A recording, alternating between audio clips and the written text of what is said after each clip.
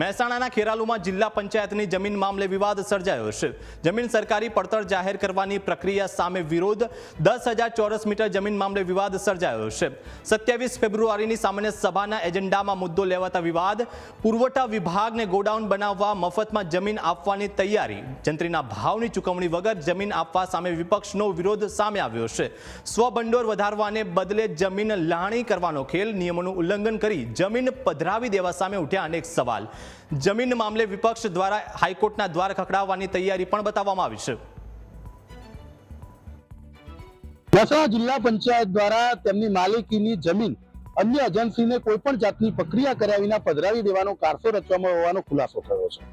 ખેરાલુ ખાતે survey number 15199 થી survey number 5209 સુધીની 18,700 ચોરસ મીટર પૈકીની 10,000 ચોરસ મીટર જમીન ગુજરાત પુરવઠા નિગમને ગોડાઉન બનાવવા માટે આપવાની કાર્યવાહી હાલમાં શરૂ કરવામાં આવી છે અને આગામી 27 ફેબ્રુઆરી યોજાનાર સામાન્ય સભામાં આ એજન્ડા પણ લેવામાં આવે છે કે આ જમીન સુપ્રત કરવા માટે સરકારી પડતરે આ જમીન લઈ જવા માટે મંજૂરી આપવી।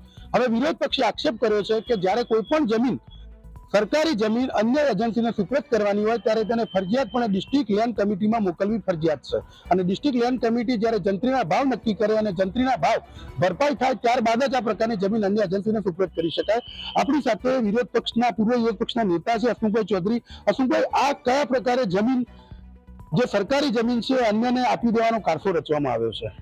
27 મેની સામાન્ય સભાનો પરિપત્ર જે નીકળ્યો છે તેમાં સૂચિ નંબર 6, 7 ને 8 ત્રણેયમાં જિલ્લા પંચાયત હસ્તકની આરોગ્ય શાખાની જે જમીન છે તેમાં ટાઉન હોલ બનાવવો, લાઇબ્રેરી બનાવવું અને એકમાં સરકારી ગોડાઉન બનાવવું, એ ત્રણેયમાં આ લોકોની વિવેક બુદ્ધિ કાયદાકીય રીતે આ થઈ ન શકે અને એજન્ડામાં લેવાય પણ નહીં, કારણ કે પહેલા ડીએલસી કમિટી નીમવી પડે।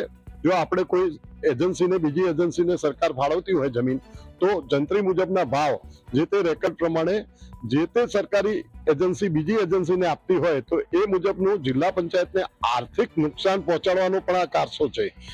નિયમ મુજબ અશોકભાઈ, જે રીતે આવી જમીન આપવાની થાય ત્યારે શું પ્રોસિજર હોય છે? સરકારશ્રીની પૂર્વ મંજૂરી લેવી પડે અને પછી ડીએલસી કમિટીની નિમણૂક થાય અને સરકાર જંત્રીના ભાવે જે તે એજન્સીને પૂછાવડાવે કે આ જંત્રીનો ભાવ છે તે પછી જ એની પ્રક્રિયા શરૂ થાય।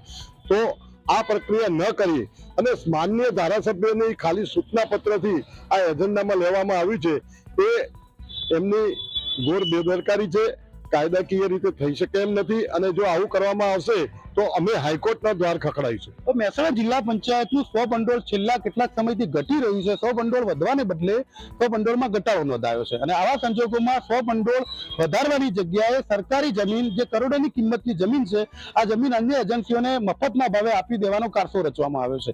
ખેરાલુ ખાતે 2 જગ્યા કે જે આરોગ્ય વિભાગ દ્વારા સરકારી દવાખાના બનાવવા માટે માંગવામાં આવી છે, આમ છતાં આ જમીન સરકારી દવાખાના બનાવવાને બદલે નગરપાલિકાને સુપ્રત કરવાની કાર્યવાહી કરવામાં આવી છે। તો એક જમીન ગુજરાત રાજ્ય પુરવઠા નિગમને સુપ્રત કરવાની કાર્યવાહી કરવામાં આવી છે અને આ ત્રણેય જમીનમાં ડીએલસી સમિતિને મોકલવામાં નથી આવી। ડિસ્ટ્રિક્ટ લેન્ડ સમિતિ દ્વારા જંત્રીના ભાવ નક્કી કર્યા વિના જ આ પ્રકારની કાર્યવાહી કરવામાં આવતા વિરોધ પક્ષે આ મામલે વિરોધ નોંધાવ્યો છે અને જો આ એજન્ડામાંથી આ મુદ્દો નહીં હટાવાય તો હાઈકોર્ટમાં જવાની પણ ચીમકી ઉચ્ચારી છે।